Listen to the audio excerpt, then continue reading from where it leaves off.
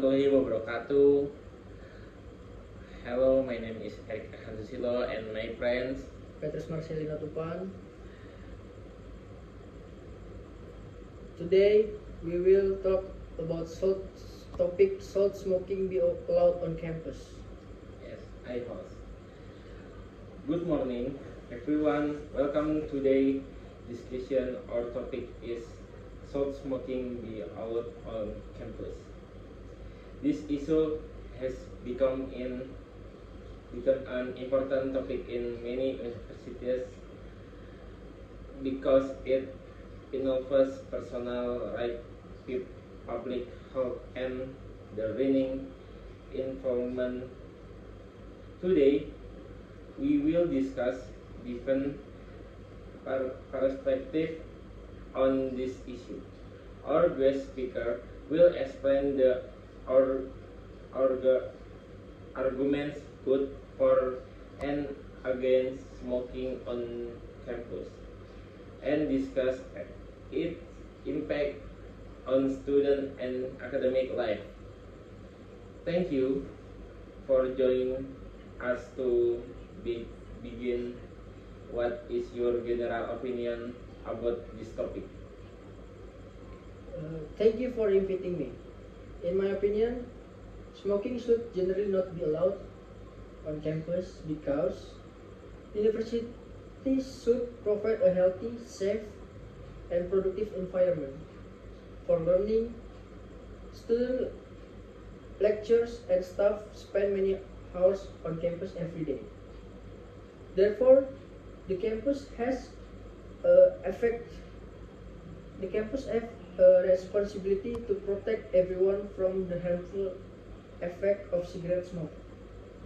However, I also believe that it is important to understand the argument from people who support smoking area before making a final decision. Thank you. That is an interesting point. Let us first discuss the arguments in favor of allowing smoking on campus. Why do some people believe smoking should be permitted? Some people argue that smoking is a personal choice and that adults have the right to decide what they do with their own bodies. Since university students are adults, they believe they should have the freedom to smoke if they choose. In addition, many smokers say that smoking helps them reduce stress, especially during examination period or after completing difficult assignment. Some also believe that if smoking is completely banned, smokers will simply leave the campus frequently, which may interrupt student or work. Because of this reason, some universities provide designated smoking areas where smokers can smoke without disturb others.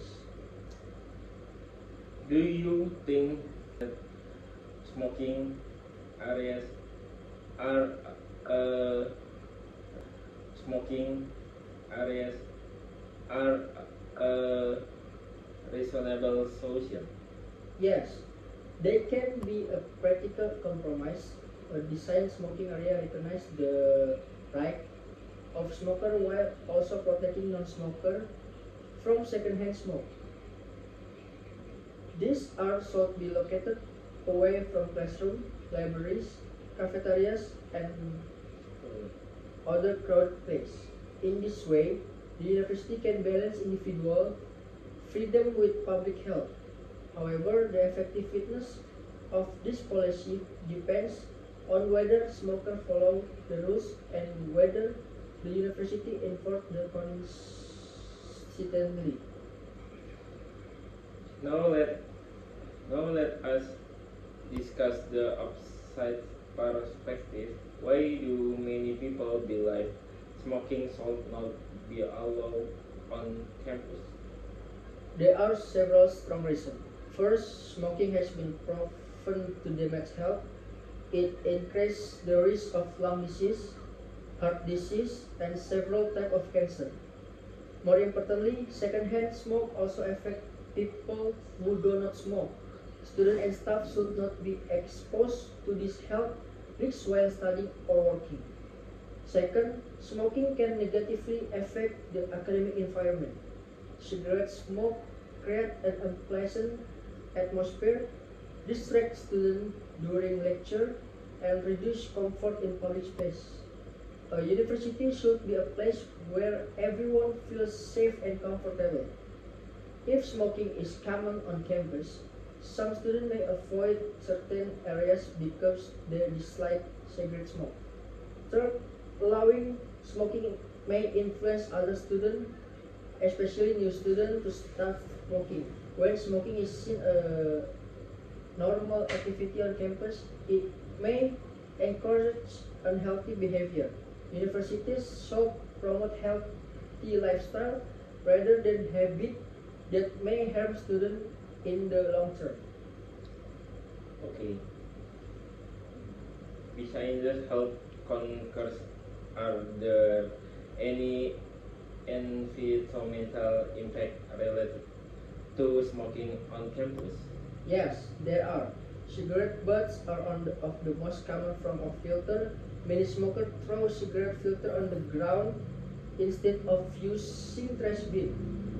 This makes the campus look dirty and increase maintenance costs. Cigarette smoke also contribute to air pollution, even though the amount may seem small. A clean campus reflects professionalism and responsibility, so reducing smoking can improve the university overall image. Some people argue that a total smoking ban limits individual freedom. How would you respond to that argument? I agree that personal freedom is important. However, freedom should always come with responsibility. A person's freedom should not reduce another person's right to breathe clean air or study in healthy environment. In public place, such universities police should protect the interests of the larger community rather than the preference of small group. Therefore, I believe healthy and public safety should be given higher priority. What place would you recommend for the university? I recommended that universities gradually become smoke-free campus. They should introduce clear regulation, provide education about the danger of smoke, and offer smoking cessation program for students and staff who want to quit. If a complete ban is difficult to implement immediately, decided smoking area outside the main academic building can be used a temporary solution. Over time, the university should encourage healthier habits through awareness campaign and supportive policy. Oh, that is thoughtful recommendation. Before we end this discussion, could you summarize your opinion? Okay, certainly, although some people believing smoking should be allowed because of personal freedom and stress relief, I believe the disadvantages are much greater. Smoking threatens public health, creates an uncomfortable learning environment, and may encourage unhealthy behavior among students.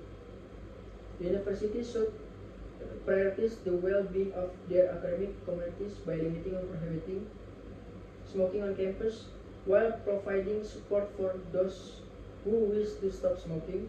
In this way, campus can become healthier, cleaner, and more productive place for everyone. Okay, thank you for your clear and balanced explanation. Today's discussion has shown that this issue is not only about individual right, but also about public health, environmental responsibility and the quality of education. We hope this discussion encourages everyone to think critical about how universities police can create a better learning environment. Thank you for joining us, and thank you to our audience for listening. Have a great day. Thank you. Thank you. Wait a minute! Topic 3. Showing your opinion about the use of artificial intelligence AI on campus. Good morning everyone. Welcome to today's discussion. Our topic is, should artificial intelligence AI be permitted in academic activities on campus? AI has become part of education in many universities. Some people believe it improves learning, while others worry that if it may reduce student critical thinking and academic integrity. Today, we will discuss both sides of this issue. Welcome and thank you for joining us. To begin, what is your opinion about the use of AI on campus? Thank you, Mr.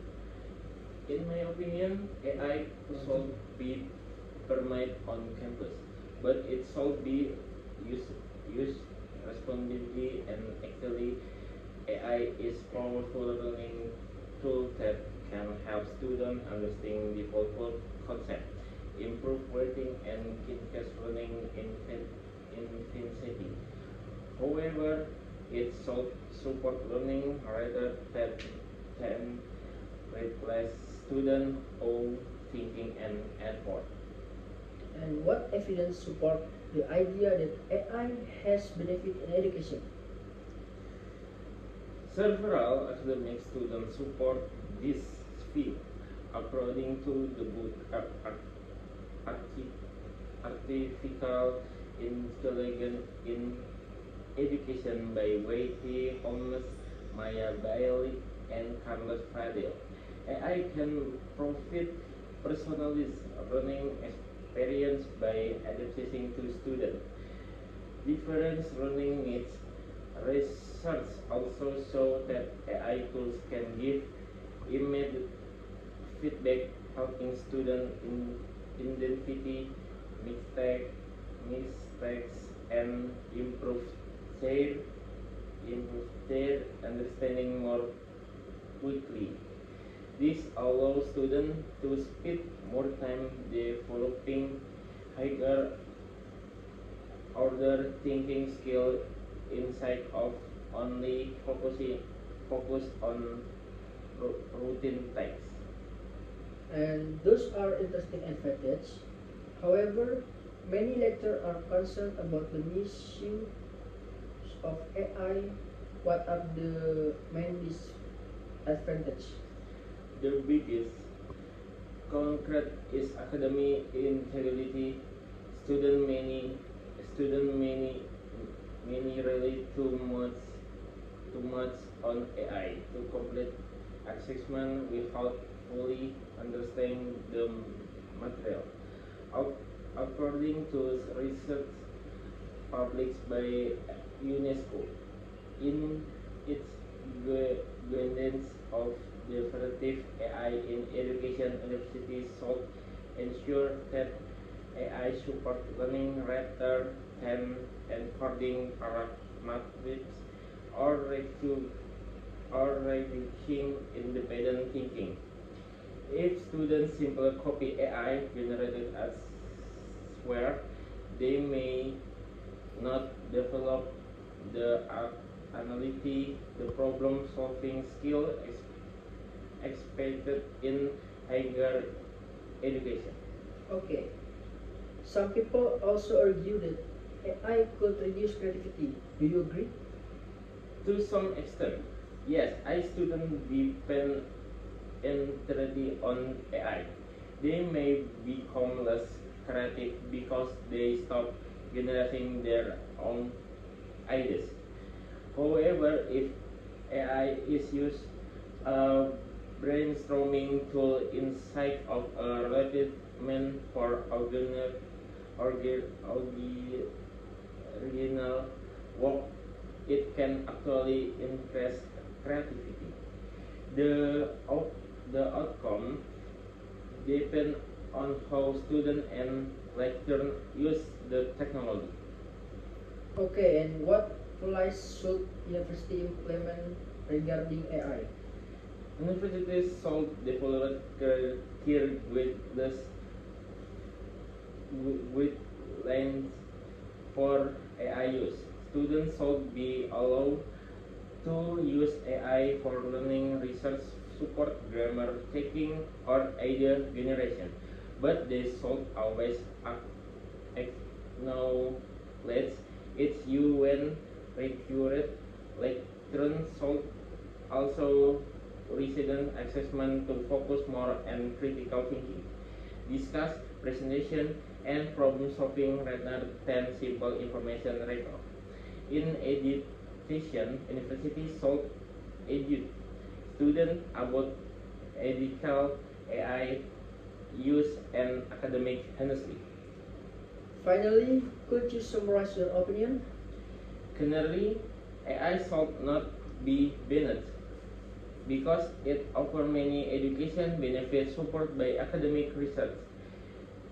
It improves learning efficiency, provides personality support, and helps students access information more effectively.